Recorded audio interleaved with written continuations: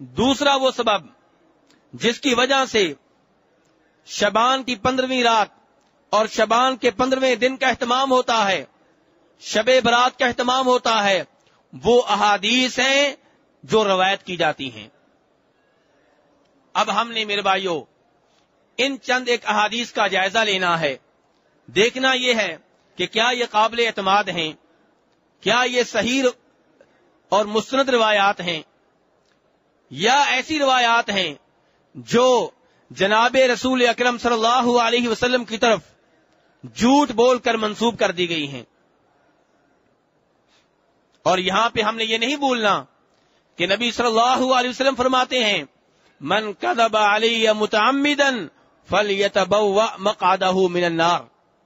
کہ جو میرے اوپر جان بوجھ کے جھوٹ بولے اس کا ٹھکانہ جہنم کی آگ ہے۔ یہ وہ حدیث ہے جس نے محدثین کو اس بات پہ مجبور کر دیا کہ وہ ایک ایک حدیث کو چیک کریں،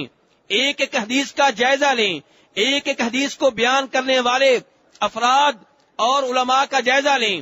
کہ ان کا اپنا معیار کیا تھا، کیا وہ سچ بولنے والے لوگ تھے یا ان میں سے کوئی ایسے بھی تھے جو جھوٹ بولا کرتے تھے، یا ان کا حافظہ کمزور تھا، یا انہیں غلطی لگ جایا کرتی تھی۔ اگر علماء کرام کو کوئی ایک بھی ایسی حدیث مل گئی جس کے بیان کرنے والوں میں کوئی ایک ایسا عالم دین ہے جس کا حافظہ کمزور تھا، یا جس کے بارے میں یہ مشہور ہے کہ وہ جھوٹ بول لیا کرتا تھا، علماء کرام نے اس کی حدیث کو ریجیکٹ کر دیا اور کہہ دیا یہ ضعیف ہے، یہ من گڑت ہے، ہم اسے نہیں مانیں گے، کیونکہ نبی صلی اللہ علیہ وسلم کی طرف ہم نے صرف وہ بات منسوب کرنی ہے جس بات کے بارے میں کوئی شک و شبہ نہ ہو۔ تو میرے بھائیوں، شعبان کی 15ویں رات اور شعبان کے دن کے بارے میں، شعبان کے 15ویں دن کے بارے میں جو روایات ذکر کی جاتی ہیں ان میں سے ایک روایت وہ ہے جسے جناب عائشہ رضی اللہ عنہا روایت کرتی ہیں۔ فرماتی ہیں کہ ایک رات میں نے نبی صلی اللہ علیہ وسلم کو گھر میں نہ پایا، میں آپ کی تلاش میں نکلی تو دیکھا کہ آپ بقیع قبرستان میں ہیں اور آپ نے اپنے سر کو آسمانوں کی طرف اٹھایا ہوا ہے۔ مجھے دیکھا تو کہا عائشہ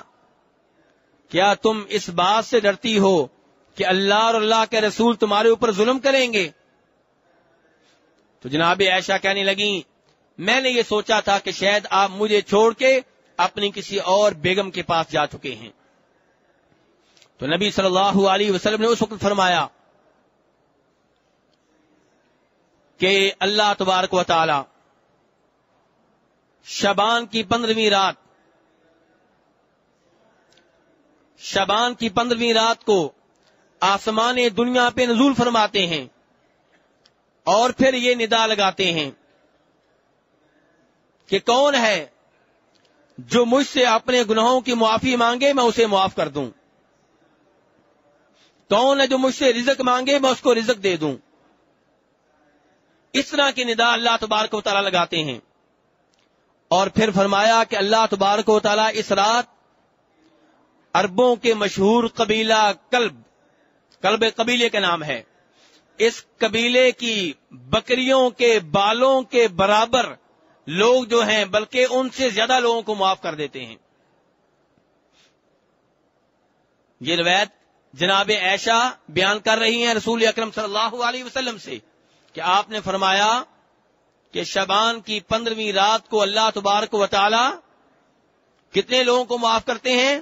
فرمایا قبیلہ کلب کی بکریوں کے بالوں کی تعداد سے زیادہ لوگوں کو معاف کر دیتے ہیں، یعنی کہ اس قبیلے کی جتنی بکریاں ہیں، ان بکریوں کے جتنے بال ہیں، ان بالوں سے زیادہ لوگوں کے اللہ تبارک و تعالی مغفرت فرماتے ہیں شعبان کی 15ویں رات کو۔ یہ وہ روایت ہے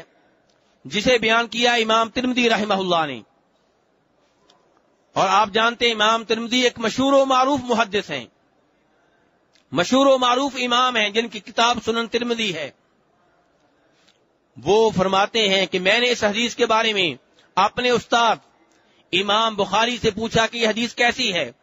اس حدیث کے بارے میں آپ کا کیا موقف ہے؟ تو امام بخاری فرمانے لگے کہ ترمذی یہ حدیث ضعیف ہے،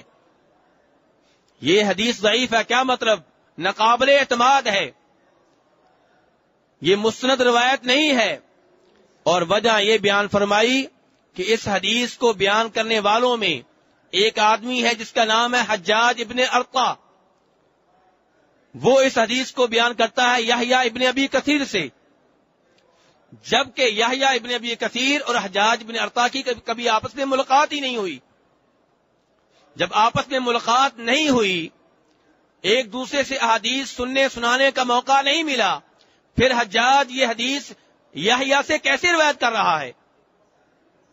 اور یحییٰ جو ہے اس حدیث کو بیان کرتا ہے جناب عائشہ کے بانجے عروہ سے،